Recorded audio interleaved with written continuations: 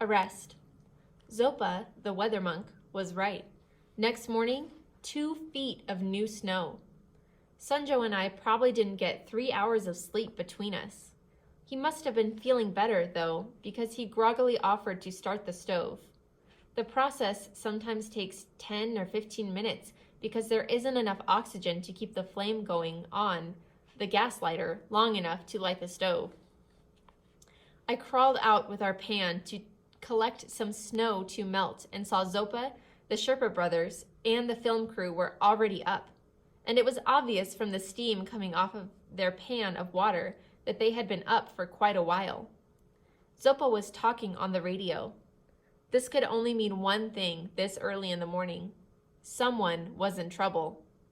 I glanced toward the summit through the swirling snow. If it was this bad down here, it was much worse up there. Yogi and Yash will stay here at Camp 4, Zopa was saying. If the weather breaks, they will try to get oxygen up to Camp 5. I'm not sure we can get them down to Camp 5, a shaky German-accented voice said. You must, Zopa said forcefully. There is no chance of rescue at Camp 5 or 6. In this weather, you will have to come down to Camp 4. You must leave Camp 6 as soon as you can. Do you understand? This was followed by a long silence, then a discouraged and quiet, Ja, versteh ich. He understood. Zopa gave him a blessing in Nepalese and signed off. Are these the same Germans you did the puja ceremony for? I asked. Zopa nodded. The Italians are up there as well. What's going on? 2 cases of HAPE at Camp 6, JR answered. Maybe another mild case at Camp 5. 2 climbers headed up to the summit a little after midnight and haven't been heard from since. In this weather, that meant they were probably dead or hypothermic and close to death. Maybe we can go up to Camp 5 with Yogi and Yash and help, I said. Zopa shook his head. You and Sunjo and Miss Angelo need to get down to ABC. Other Sherpas are coming up to help, but until the climbers get to Camp 5, there is nothing anyone can do. As soon as you eat, pack your things. We need to leave before the weather worsens. Because of the snow and ice, getting down the col was worse than going up, and it wasn't made any easier by thinking about the climbers dying farther up the mountain. We passed the Sherpas coming up to help. They were loaded with oxygen bottles and Gamgao bags. Their plan was to get to Camp 4 that afternoon. If the weather didn't hold them back, they would head up the mountain the following morning to help Yogi and Yash get whoever had made it down to Camp 5 down to Camp 4. If the weather broke, a rescue helicopter might be able to get that high, but even on the best day, an airlift was dicey. If the chopper couldn't make it, the Sherpas would have to get the climbers down to ABC as best they could. We made it down to ABC in pretty good time, in spite of the snow. I think what drove us was our eagerness to crawl into our tents and sleep for 2 days. The camp was nearly empty. Sunjo was still pretty weak, but confident that he would be better by the time we came up. I was beginning to feel a little less surly toward him. This probably had a lot to do with Zopa's compliment the night before. I was pretty sure they weren't out to sabotage my climb. The next morning, the film crew members were all vomiting. It looked like they had caught the same thing Sunjo had. Zopa cut their acclimatization short and arranged to have them go down to base camp with another climbing party. None of them complained.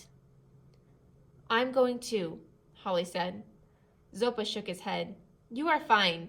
To complete the acclimatization, you need to stay up here at least 2 days. She gave him a smile. It's over for me, she said. I have no desire to go higher than Camp 4. You could make it to the summit, Zopa insisted. She shook her head and grinned.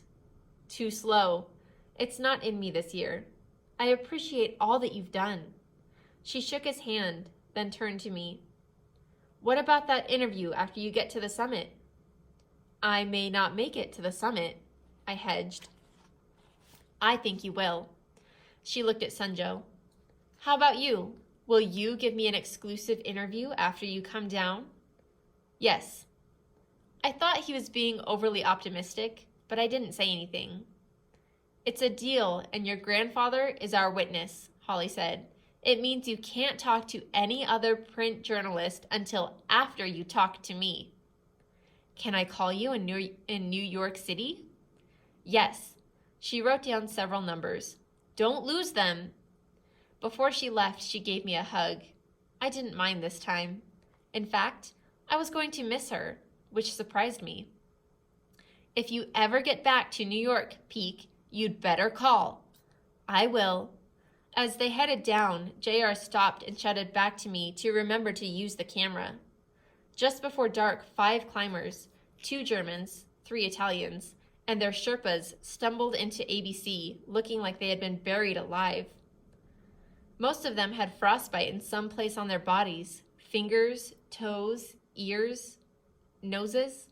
One of them had snow blindness and had been led into a camp by a rope tied around his waist. There was no doctor in the camp, so Zopa and Gulu, who had stayed behind with his yak so he could sneak Sunjo back into base camp, did their best treating their injuries. When they finished, it was clear that 3 of the climbers were not going to make it down to base camp on their own. The other 2 German climbers who had HAPE were not going to make it down at all. They had died at Camp 6, 2 hours after Zopa talked to the distraught German climber the previous day. 4 dead, assuming the 2 climbers headed to the summit didn't make it, which was a pretty good assumption at that point. It's hard to think straight at that altitude, but I had enough feeling in my oxygen-starved brain to feel a little shame over the way I had been thinking about Sunjo. Climbing Everest is not a competition. It's life and death. The surviving climbers at Camp 6 headed down to Camp 5. Yogi and Yash were helping them haul the climber with mild HAPE to Camp 4. Those who could would have to make their way to ABC the next day. Zopa radioed Josh and told him what was going on. We have a chopper here with a Chinese pilot willing to take a risk, Josh said, but the weather is going to have to get a lot better up there before he can give it a shot. Do you think it might clear before dark? Zopa did not have to look. Visibility was down to about 20 feet. Negative, he answered. Then we'll have to wait until tomorrow. Any idea when the climbers from Camp 4 will make it down to ABC? No, but we will go up to meet them. Early afternoon, I hope. The chopper's small, Josh said. It will hold only 4 people aside from the pilot and Captain Sheck. You'll have to choose who gets a ride and who goes down on their own 2 feet. Captain Sheck is coming up? That's what I hear. He's still looking for that kid. Why? The boy left. He is certainly not up here. I told Sheck that, but apparently he doesn't believe it. He searched the Porter camp yesterday, and today he has soldiers checking everyone coming down to base camp. I guess he can do what he wants, Zopa said, but I could see he was worried. So was Sunjo. I wasn't sure how they were going to get him back down to the Porter camp. Gulu's yak had eaten its hay, so there was nothing for Sunjo to hide under. Captain Sheck checking climbers was not good news, nor was his search of the Porter camp. We have a lot of injured climbers up here, Zopa continued. We could use the room in that helicopter. I know, Josh said. I'll talk to Captain Sheck again. Maybe he'll realize that taking up an empty seat might be the death of a climber, and the death would be his fault. It was true, but the conversation was entirely for Captain Sheck's benefit, who was, no doubt, eavesdropping. I hope so, Zopa said, then changed the subject. Did Miss Angelo and the film crew get down? They just arrived. Holly's packing her gear. There's a truck leaving tomorrow. To tell you the truth, she made it farther up the mountain than I expected. Doc's taking a look at the film crew right now. They barely made it into camp. Almost everybody has the virus down here. Leah's going crazy treating everyone. The chopper brought in more antibiotics. 5 more climbing parties pulled up stakes this morning and left the mountain, sick as dogs. I think I'm getting it too. If it keeps up, no one is going to get to the summit from this side. I hoped that what I'd gotten over was the same virus everyone else was getting now, and that I wouldn't get it again. I'd have to be careful when I got back down. I wasn't about to have a virus wreck my chances of getting to the summit. Early the next morning, Zopa sent everyone down to base camp, except for the climber with snow blindness and the man with frostbitten feet. Sunjo and Gulu went with them. Sunjo couldn't very well stay at ABC with Captain Shek coming up.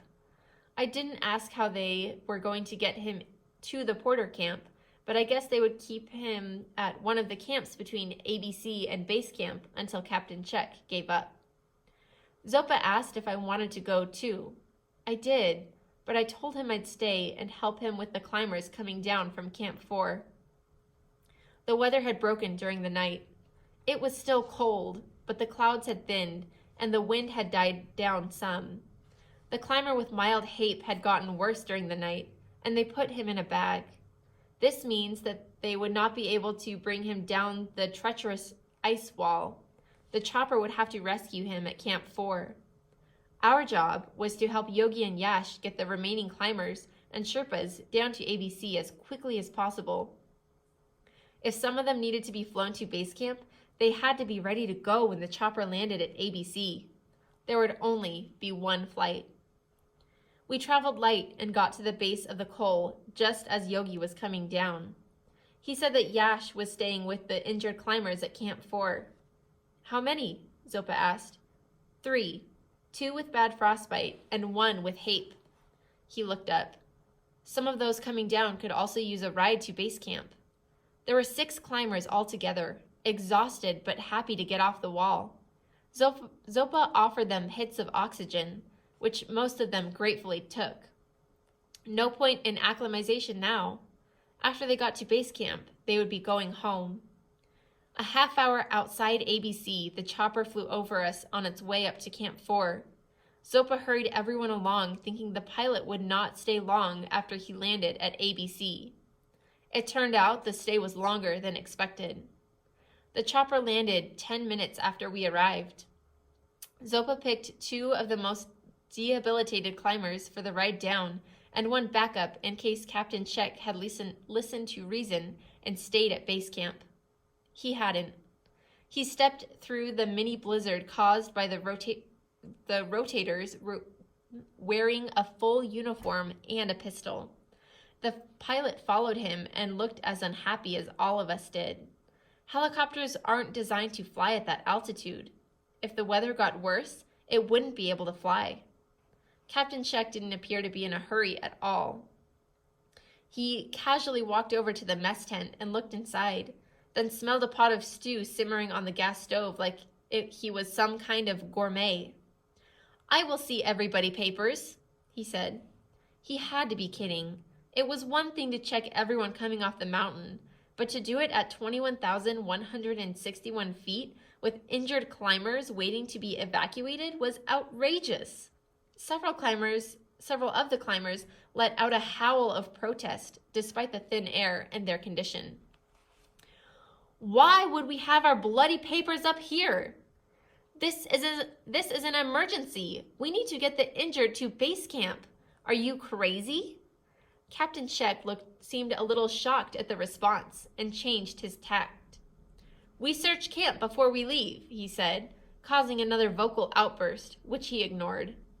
He and the pilot went through all the tents, although the pilot was clearly not happy about the duty. When they finished, Captain Shek said, "We looking for boy." Everyone looked at me. "Not that boy. Nepal boy. Same age." "He went back home over a week ago," Zopa said. Captain Shek shook his head. "I don't think." He pointed at the chopper. "You come with me." "We have injured climbers," Zopa said mildly. "I'll check in with you when I get to base camp tomorrow." "No," Shek said. "You come with me now. I arrest you." One of the German climbers took a step toward the captain. He was the team leader who had talked to us from Camp 6. His name was Dietrich. His face was bright red, and it wasn't from the cold. He began shouting in German, which I didn't understand. I don't think Captain Scheck understood either, but he put his hand on his pistol. Zopa stepped in front of Dietrich and said something to him in German, then turned to the pilot and asked him something in Chinese. The pilot thought about it for a moment, then answered. He thinks he can take 4 climbers, Zopa said. There were 2 additional climbers who could have used a ride, but Dietrich relaxed a little and gave a terse nod. What about you? I asked Zopa. Zopa shrugged. It's just a misunderstanding. He and I knew it was more than that. The question was, how much did Captain Scheck know? I'll radio Josh and tell him what's going on. Be careful going down, Zopa said. You'll have to leave early and go slow. Ask Josh to send some Sherpas up to meet you in case I'm detained longer than I expect. 10 minutes later, they took off. I radioed Josh and told him about Zopa's arrest. Scheck's a maniac, he shouted. The Sherpas and porters down here are going to go nuts when they find out. I wondered if Captain Scheck's men would pass this on to him. I suspected they would. I also suspected that's exactly why Josh said it.